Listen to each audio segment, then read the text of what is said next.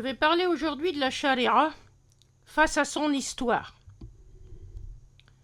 Quand un mot chargé de symboles idéologiques et religieux est devenu dominant à une époque, on peut croire qu'il l'a toujours été.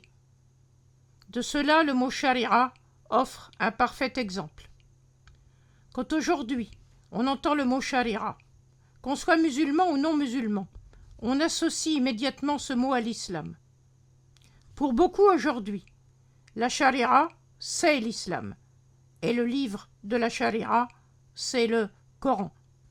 C'est ainsi qu'on entend dire par les polémistes, qui se proclament adversaires de l'islam, que les musulmans veulent imposer la charia à la terre entière, et on joue de cela comme d'un épouvantail dans les pays non musulmans.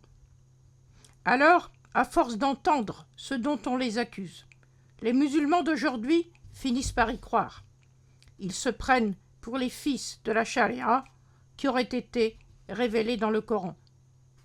Il peut être très dangereux, notamment dans les situations de crise, de prendre des positions idéologiques en se référant au passé, et plus encore à un passé religieux, en se racontant des histoires à son sujet. On a vu les horreurs que cela a donné en Syrie, et que cela donne encore parfois dans certaines régions d'Afrique, et même dans certains États qui se proclament musulmans et où on tue, où on exécute, soi-disant, au nom de la charia. Pourtant, comme l'a dit l'un d'entre vous dans un commentaire, ce qu'on appelle aujourd'hui charia, ce n'est pas un livre structuré ni un code pénal. Il n'y a pas de livre dont le titre serait charia. Alors, cela vaut la peine de se demander d'un point de vue historique, la charia, c'est quoi? Au regard de l'histoire, on peut dire que dans son usage actuel, la notion de charia amalgame dans une totale confusion des références à des passés multiples et plus encore à des représentations de ces passés qui relèvent du fantasme. Pour comprendre comment on en est arrivé là, il faut remonter le temps, en commençant par le commencement. Le commencement, c'est la société du Coran au 7e siècle en Arabie.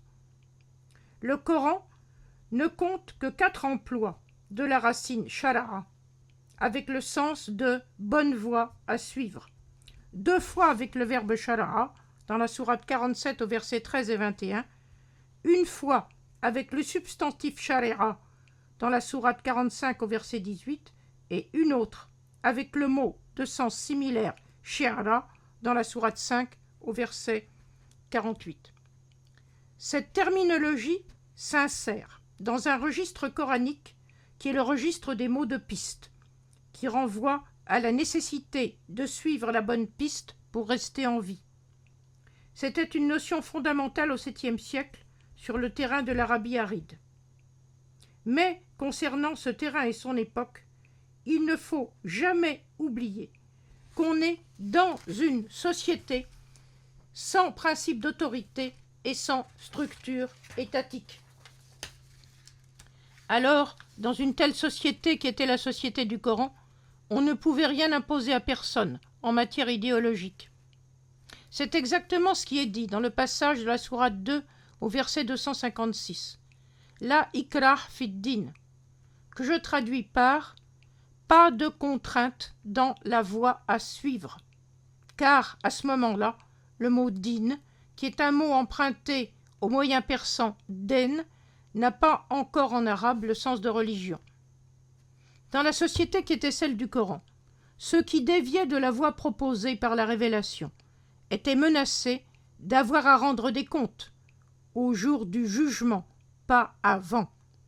Il n'était pas question de leur appliquer une quelconque sanction en ce monde pour mécréance, comme certains s'autorisent à le faire aujourd'hui, soi-disant au nom d'une charia que le Coran ignore. On n'appliquait de sanctions physiques que s'il y avait auparavant une atteinte physique, et cela avec une réponse proportionnée aux dommages subis.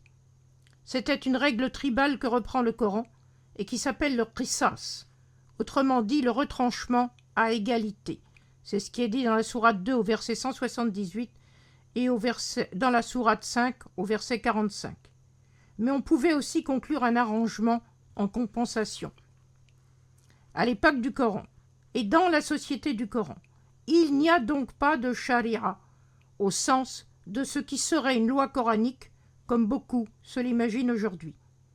Dans la société du Coran, il n'y a que les règles sociales de l'époque, celles qui convenaient au vivre ensemble de la société tribale qui était celle du Coran. Que se passe-t-il ensuite quand les tribus sortent d'Arabie? Eh bien, rien ne change tant que le système socio-politique tribal reste la règle qui régit la partie arabe de la société.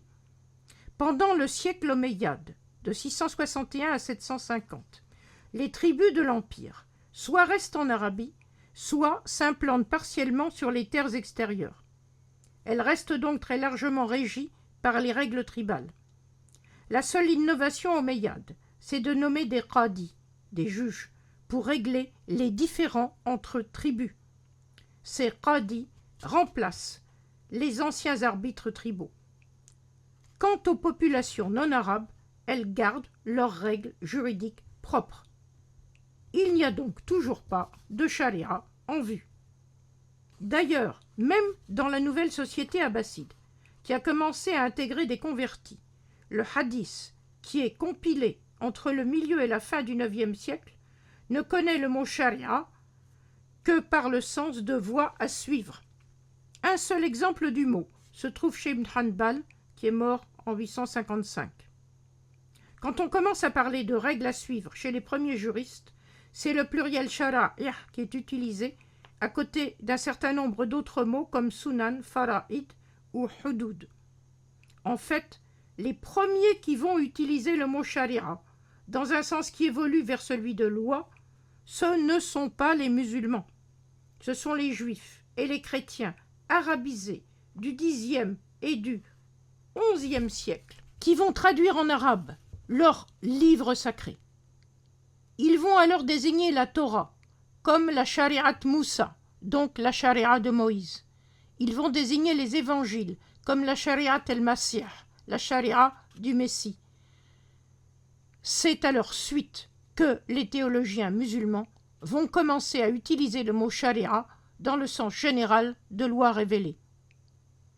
On peut donc dire pour conclure que par rapport au Coran et même par rapport au Hadith, le mot Sharia, dans le sens de loi, est un néologisme relativement tardif. D'un point de vue historique, le mot n'a pas du tout la légitimité primordiale qu'on lui accorde aujourd'hui.